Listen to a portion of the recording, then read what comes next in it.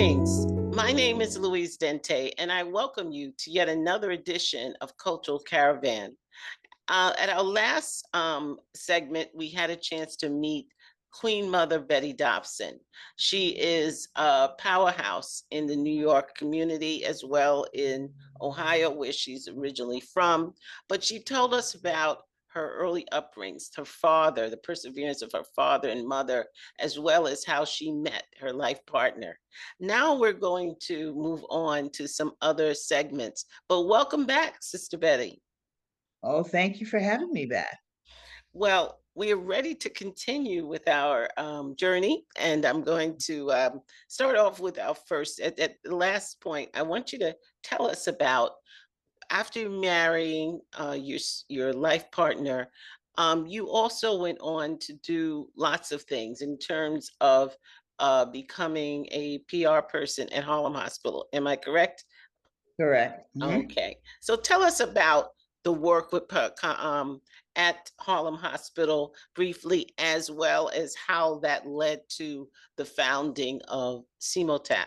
That all white school that I went to, the grade advisors said to me, Betty, you work well with your hands, and so you should become a beautician. And I did. And so when I was in New York, married, I uh, got, employment in a beauty salon, and I liked it. And I was very happy to do it. But though I tell you the truth, one day I was saying to myself, "Wait a minute, why did she tell me to become a beautician? I work with my hands. She didn't say anything about my head." I said, to my husband, I said, I think I'm gonna go. I want to go and get a degree. So he said, okay, because he supported me in everything. So I went, I got the degree, but I was working at Sydenham Hospital, and working at Sydenham Hospital, I would take exams and I would pass each of the exams. So I passed as high as I could go. And the next step would be in management. So I applied for a job in management in Harlem Hospital. Uh, it was a little bit rough, but anyhow, I liked the job. And while there, I was offered the position as assistant public relations director. Well, the man who was the assistant, he was horrible. And before long, I replaced him as the personnel. I mean, not the personnel person, but the person in charge of public relations. And I loved it. Oh my goodness. I met people, and I didn't just confine myself to my job. What I did was uh, I was all over the place, and I noticed when Black people came into Harlem Hospital injured on a gurney, bleeding half dead, a reporter would put a microphone in the person's face, even though they're dying and suffering. Oh, who did this to you? Who hurt you? Where did this happen? I said, wait a minute, this is not the way they should be treated. And so I said, I spoke to some of the doctors, and they acted as though they thought it was all right. I said, oh no. Um, I don't think that reporters should be able to do this. And Geraldo Rivera was one of the worst. It ended with me stopping them from interviewing these individuals that were really already injured. And so I said, I think I can do a little more than that. And so that was the beginning of me thinking, well, you know what? I have this degree in communications, arts, and sciences. Let me work it. And so I started to bring the community into the hospital for things other than just medical care. I was trying to humanize a Harlem hospital because at one point it did not have a good reputation, although the doctors were excellent. Well, the interns were different. They decided that they were going to change Harlem Hospital, and I liked what they were doing, so I kind of joined in with them, and that is how I met Dr. James McIntosh and some of the other young interns there. And I could see that there was a part and a role for me in that hospital. And so what I did was you know, had brought people in to talk to, when I say people, folks from the community that I thought were people that had something to say. And I, tried to bring more of understanding of the Black holidays. And then I decided I was going to have put pictures and art, Black art, all over the hospital. I didn't know that those doctors weren't interested in that. They wanted, as a matter of fact, I had arranged for an interview with a couple of doctors at the Amsterdam News. And when I got there, one of the doctors told me, "Do not refer to Harlem Hospital as a Black hospital because it isn't. It's a it's a hospital that's a part of an organization of hospitals, and stop saying that." So that was because that opened my eyes. I said, "Oh dear, maybe I'm barking up the wrong tree." But I didn't stop, and it ended with me being kicked out of there. I love that job.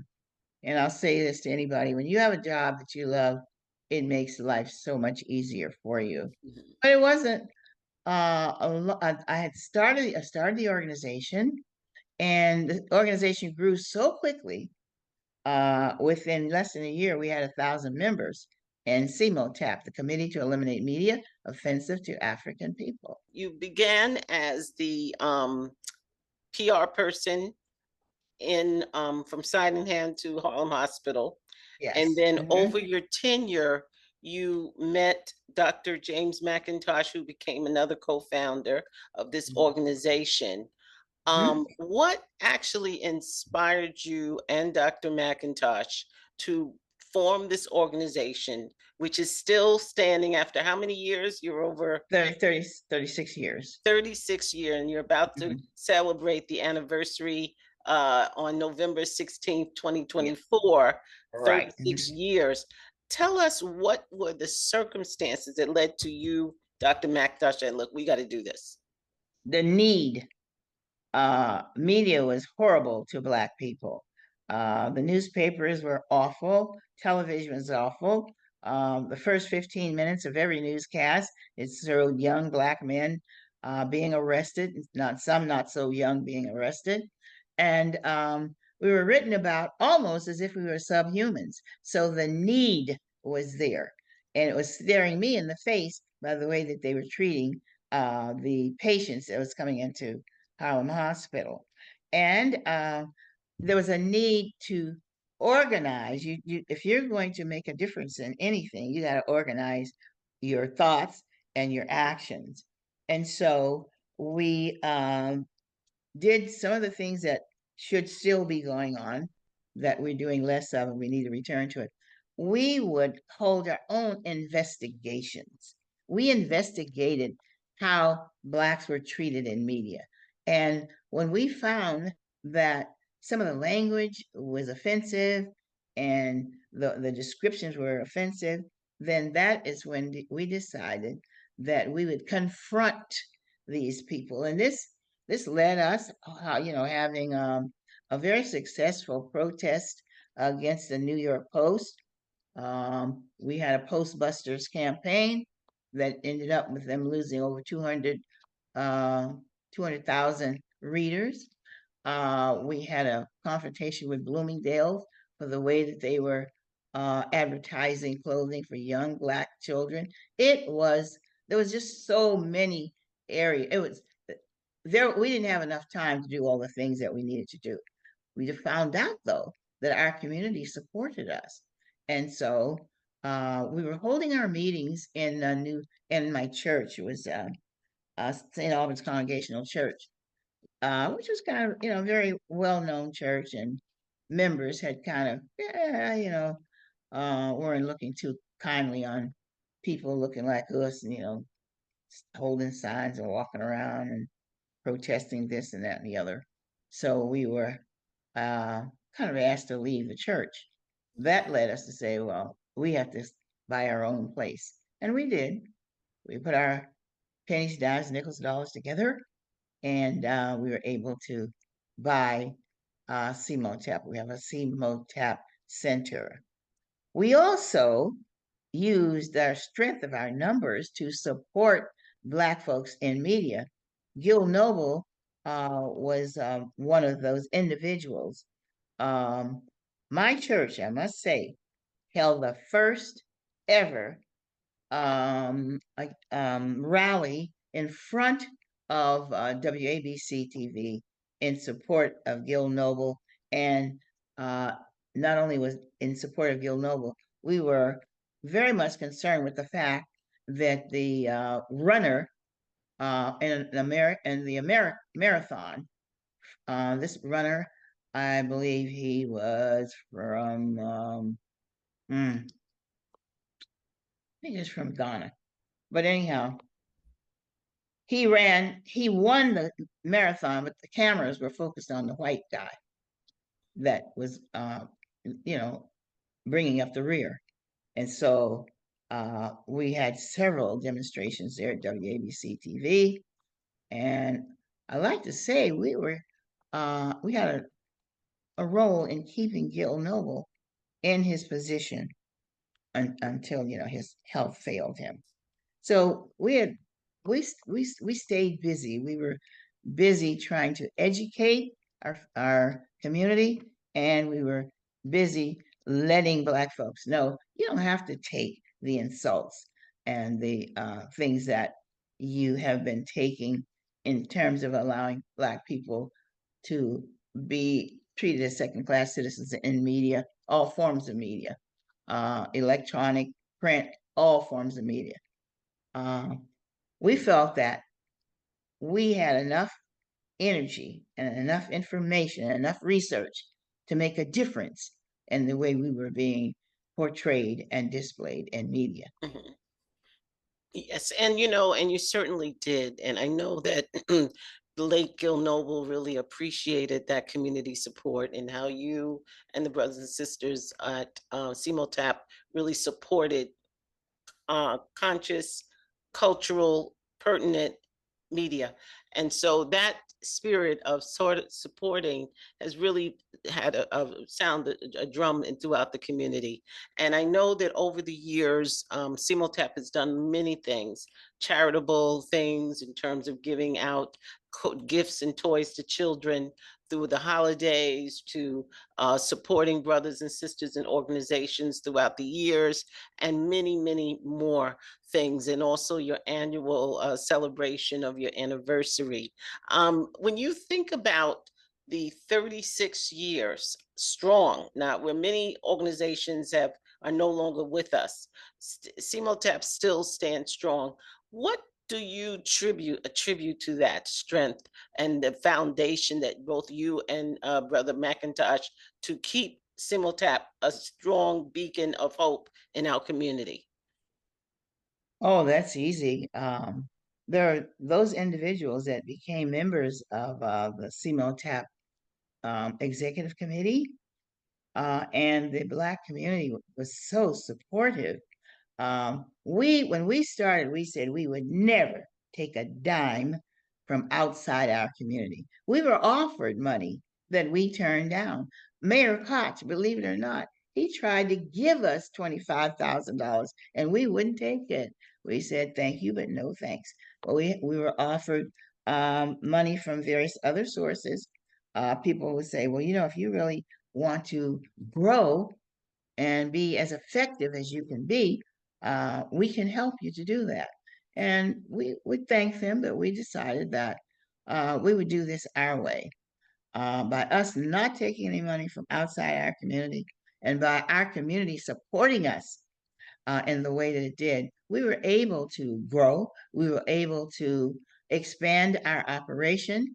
we now have a CEMOTAP in Los Angeles, CEMOTAP West.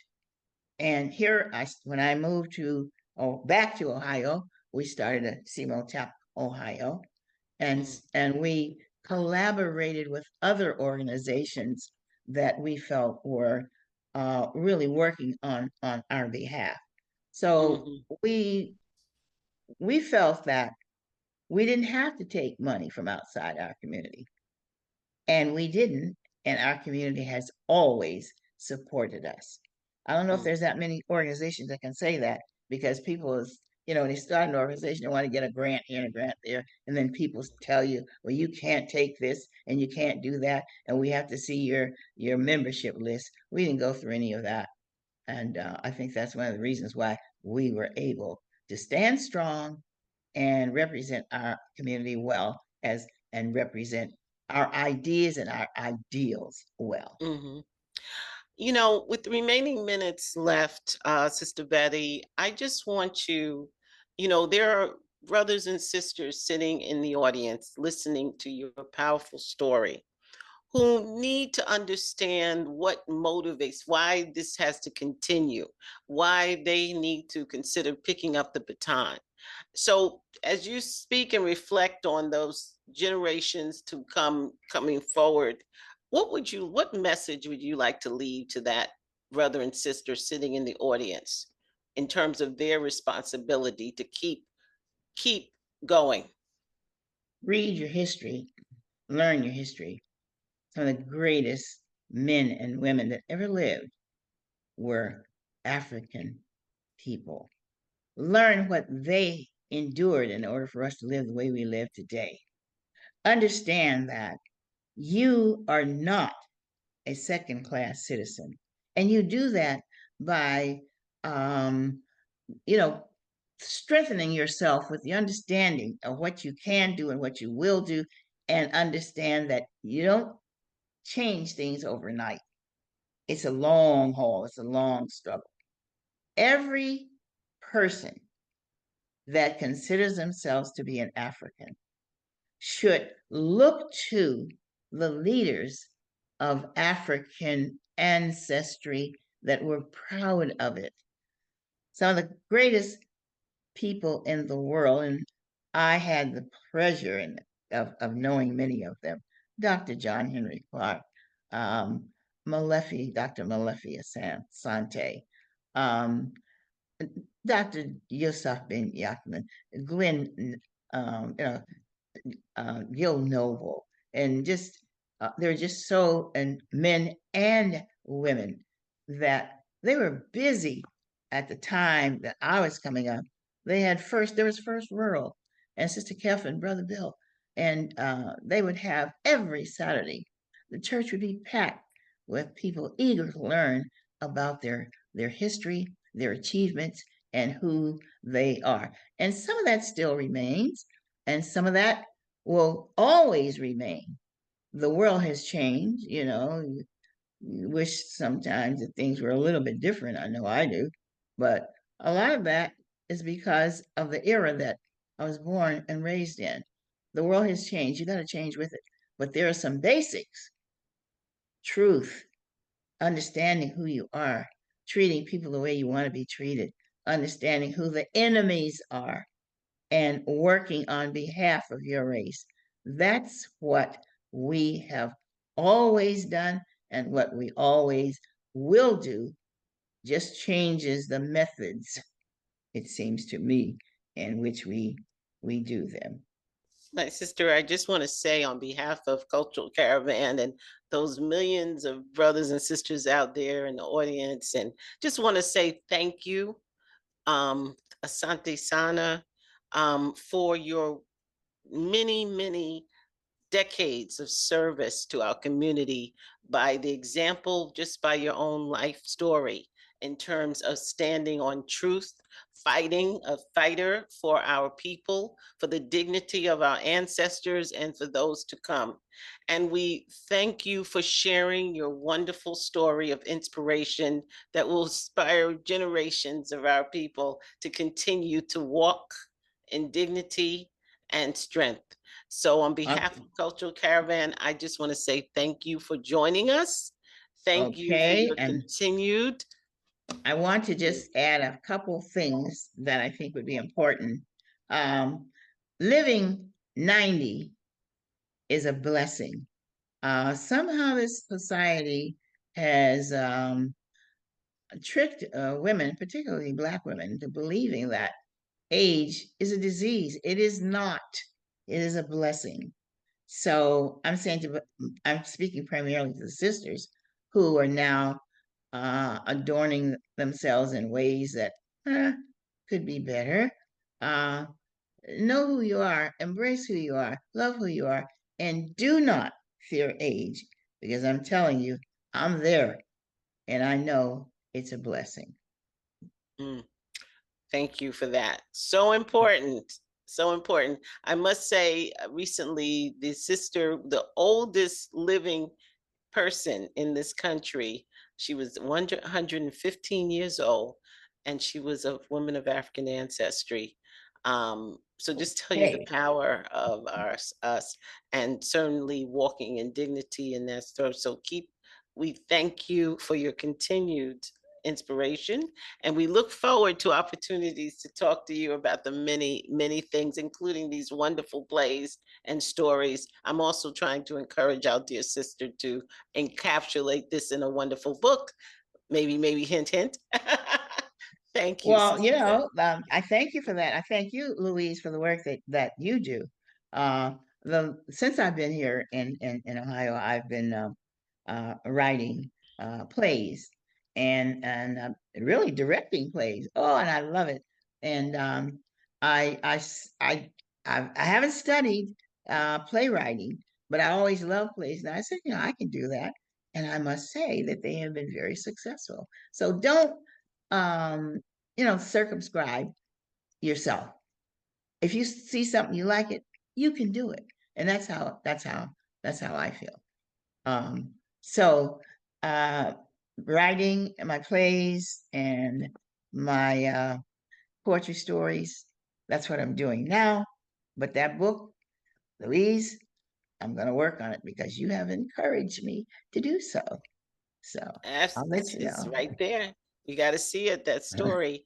And I just want to say to my audience, I hope you've enjoyed this broadcast, and we continue to encourage you to tune in, to write, and to tell a friend. But until next time, Louise Dente saying thank you.